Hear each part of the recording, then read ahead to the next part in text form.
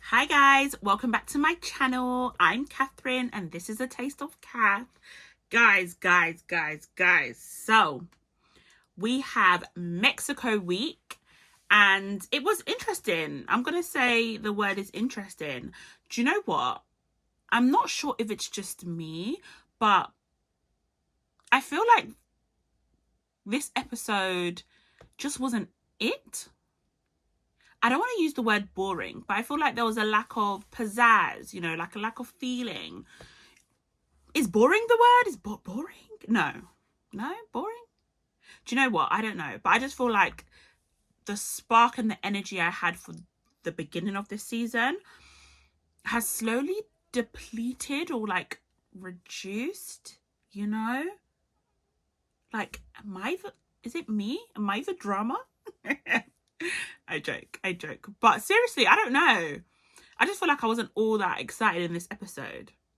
Anyway, let's go through each of the challenges. So this was This was episode 4 of the Great British Bake Off. So guys, before I get into the review, I'm just going to ask you to please like this video, share this video, comment below, because I'm trying to have a dialogue with everybody. So please comment below. I would love to know everyone's thoughts about the episode as well.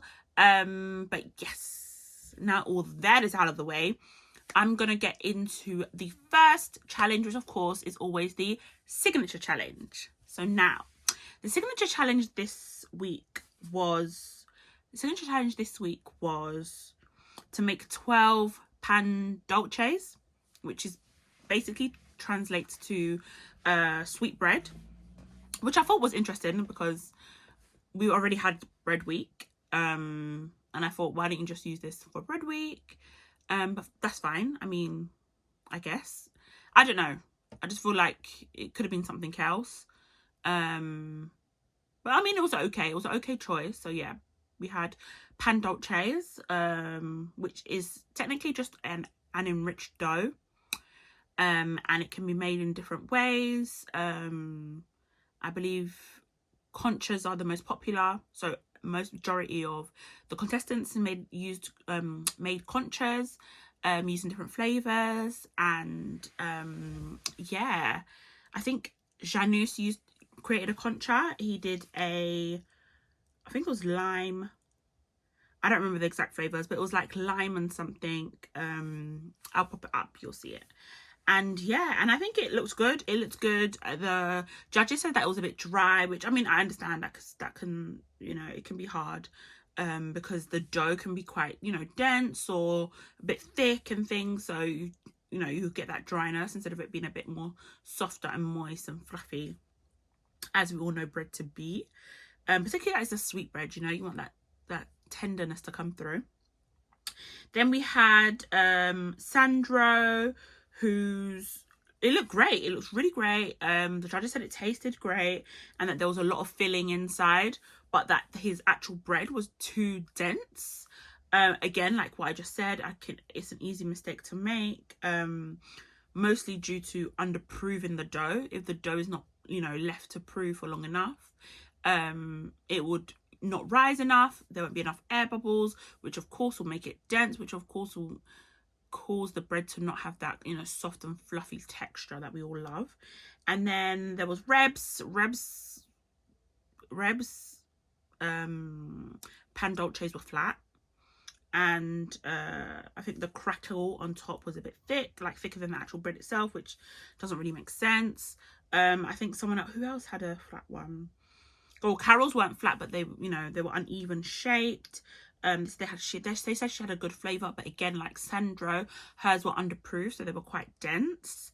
And then we had Sabira, who made these lovely corn shaped ones with a corn custard filling, which I love that idea. But I believe that she put the filling in before she baked her pan dulces, which made it quite dry.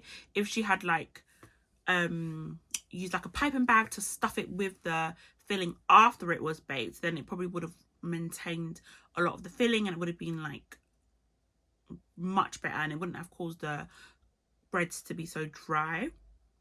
Then we have Maxi. They loved it. They said, you know, it was a great size. Maybe just need a bit more height, I believe. Probably from underproven as well. And then her flavors were nice. And Maxi and Prue said that, you know, Maxi has a great way of combining flavors, using different combinations, and it's good when a judge points out something like that to you, because I feel like it shows it is the signature challenge and it shows your signature. So for her, they're always going to think, oh yeah, you know, she uses great flavors, she knows how to pair flavors very well and that kind of thing. So I think that was a great comment coming from Prue. Then we have Dawn. Her design was quite messy, but I think that overall, you know, it looks okay.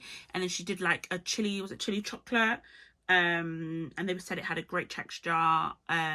But she got the chili perfectly. Like, you know, some people can put too much chili and it'd be too hot, but she got the balance quite perfect, which I think is good. There was a point where, anyway, that's later on in the episode, but no, it was good. She did well. I think she did really, really well. And then Kevin as well. Kevin's looked great, but again, they were underproved. But I believe the flavors were there. As long as the flavors are there, you know, the judges will be happy. Prue even said that it was one of her favorites. I think, yeah, she said that it was one of her favorites. So that shows a lot. I mean, like I said, I didn't really like this first signature.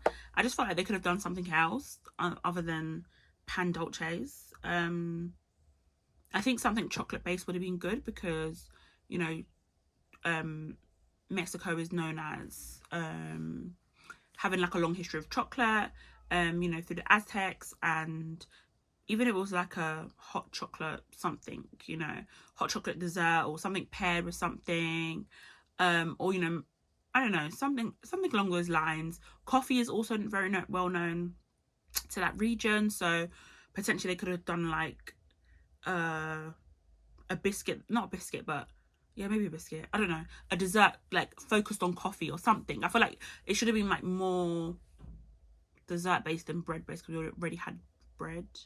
I don't know, guys, I don't know. But yeah, I think maybe like a coffee infused thing could have been another one that they could have used. But overall, I mean, it worked, and you could, you know, those that were meant to shine through, and those that were meant to not shine so great didn't end up shining so great. So I guess it did what it's meant to do, right? Yeah. Now, what's next? The technical challenge. So for the technical challenge, the contestants had to make 8 Mexican tacos. Now, again, don't get me wrong. I mean, I like a good taco, but guys, this is meant to be Great British Bake Off. Like, Bake Off. Like, there wasn't much. It's a taco. It's not much of a bake. You just about make the corn bread, or is it corn bread? What do you call it? The taco shell out of corn, which is technically a bread. It's a flatbread, right? So again, another kind of bread.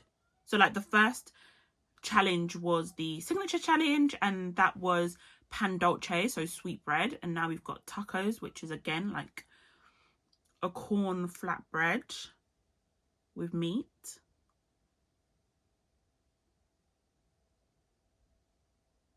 Yeah, I don't know. I think this is why I probably wasn't feeling this episode all that well. But again, I love a good cooking show. I love cooking shows. I love it. Okay, as much as I love baking shows, I love cooking shows. Probably a bit more even. But this isn't that show. This isn't those other shows. Anyway, so yeah, they made tacos. They made tacos. I don't know what else to say. They made tacos, and yeah, they didn't even look that good. Which, I mean, is, yeah. I think Paul's advice was to make sure that they used great flavor combinations and that the textures were right. Overall, for the technical challenge, I mean, most people know what a taco is, so it wasn't a surprise.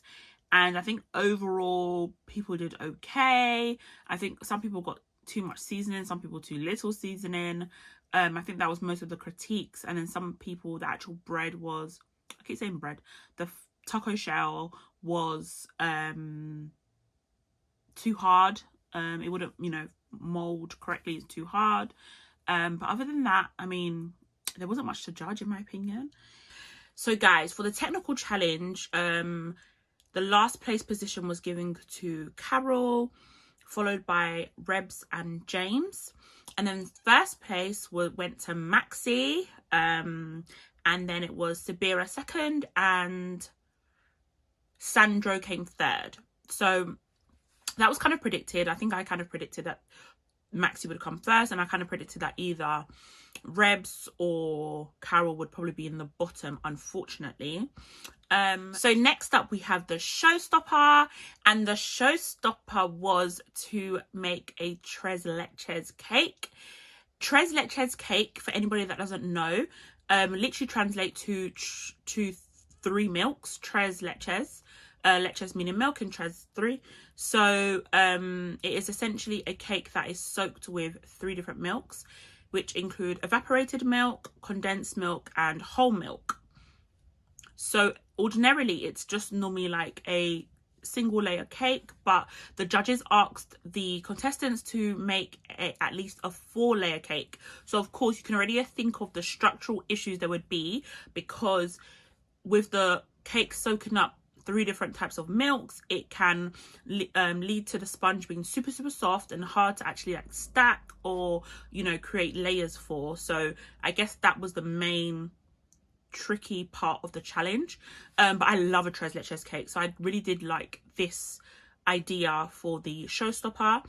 And as predicted, I think most of the contestants ended up going for like a coffee, chili, or chocolate, or combination of all 3 flavors for their tres leches cake. But there were some people that did, you know, something a little bit different, and you know what, we'll get into that actually. So starting with Janice made a passion fruit and guava cake with dragon fruit, and he actually designed it to look like a dragon fruit, with the designs of the inside of the dragon fruit with the white and then the black kind of freckles, and then he did a pink drip to kind of symbolize the outside of the dragon fruit, the pink color, which was a very modern take on a cake, you know, with the drip effect, and it was very neat. It was very put together, and you know, with Janice, I think he always has very good looking cakes, or very good looking bakes I should say, quite neat and everything. So it was no surprise, but it was great, because to make a layer cake out of tres leches can be difficult because of the moisture and how wet the sponges could be. But I think he did well, and they said that his cake was a little bit on the dry side anyway, so maybe that could have actually helped with keeping his structure up and things. But I think it worked out well because it was different from everybody else, which mostly chose chocolate, coffee, and chili. Then we have Abdul, who also did kind of like a fruity flavored one. He had passion fruit with lime curd, which you all know passion fruit goes together. Passion fruit and lime goes well together, and coconut as well infused, which again was a great choice. And his theme of the cake was kind of like the Day of the Dead, popular Mexican festival, and he did like skulls made out of white chocolate to decorate all around, and I think it came out good. It was leaning a little bit, but as I said, I think that's expected because of, you know, the requirement to have multiple layers of a tres leches. But it wasn't the neatest, but it was okay. It worked, and I think it increased his position. Like he was quite low from the technical and the signature challenge, so this actually helped pull him up. In the same context, Dawn as well. Dawn's cake looked amazing. It was simple, but it was artistic, and it was very, very neat, very well done. And her and Paul had this moment when they were just staring at each other back and forth. I think everyone thought that Paul was going to give her a handshake, and he didn't. And I don't know, he was probably being a bit stingy, as Kevin said, from the signature challenge. But yeah, was it the signature challenge or the technical challenge? But yeah, I think, I don't know, she probably could have got one, but Prue loved it. I think she thought it was perfect. As soon as she put it on her tongue, she was like, ooh. And it looked very neat. And I think because she had a vanilla cake with dark chocolate coffee, and then she had what was the She had something to make texture, like wafer, I think, or feuilletine, was it feuilletine, to make texture in the cake, which I thought was really smart, because, you know, tres leches cakes are known for being very soft and moist and things, but the texture can just be that. Sometimes you need, you know, something else to add to that to make a better all-rounder, and I think that's what she did, which was really smart. And I think that I would have loved to try it. I would have loved to try it, but I think that really helped her as well, to bring up her position as well, because she didn't do so well in the previous challenges, but she did really, really well in this challenge. So thumbs up, Dawn. That was really good.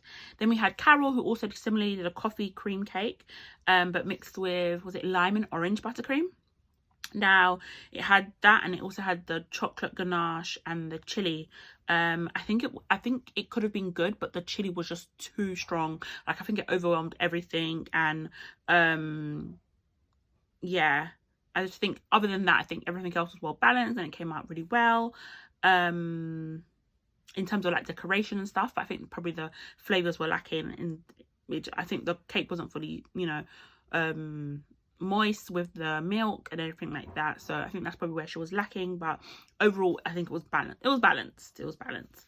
Then we had James. James did a vanilla, I think he had 2 different sponges, so he had 2 tiers, and I think the first one was like vanilla and dulce de leche, and then this with a lime curd, and then the second sponge was chili and chocolate. Again, I think he was ambitious with this one. He wanted to do a lot. He attempted to do like a chocolate collar, he attempted to do some piping, some butter work with buttercream, and I think it was just a bit too much for the time frame. So he aimed to do well, but I think it just was subpar because he didn't have that time to actually concentrate on the decoration, and that kind of, you know, it just made everything look a bit rushed and messy and really not neat. And I think they said that his, you know, his cakes were not evenly soaked as well, so that added to their disappointment. Then we had Kevin, who did a coffee and, was it hazelnut praline cream? Yeah, hazelnut praline cream. And he did like the Aztec temple shape. I can't remember what the name of it is, but you know that popular landmark that many people go to see in Mexico? He did the shape of that, and it wasn't the neatest, but honestly I think it came out quite well. And he managed to, you know, get the design similar to it. Like, if I saw it, I would have known exactly straight away, okay, this is what he was aiming for. I think it came out good. His flavors were good. They said it had a little bit of a kick, and the texture was good, but there was some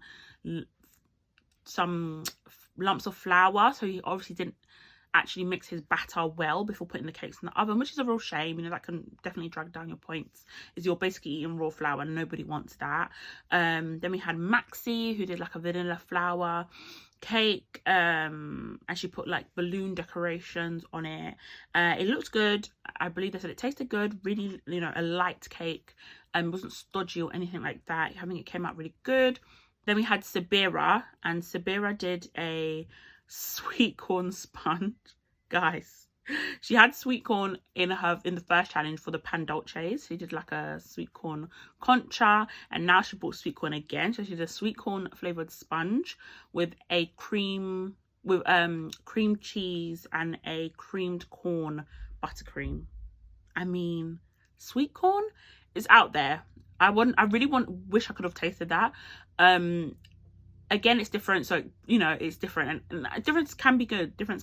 So I think Prue was more excited over it than Paul was. Paul was very skeptical, like, I don't really know what this is, I don't really know it's gonna work out. But I think overall she did okay, she did good, and it looked good. Yeah,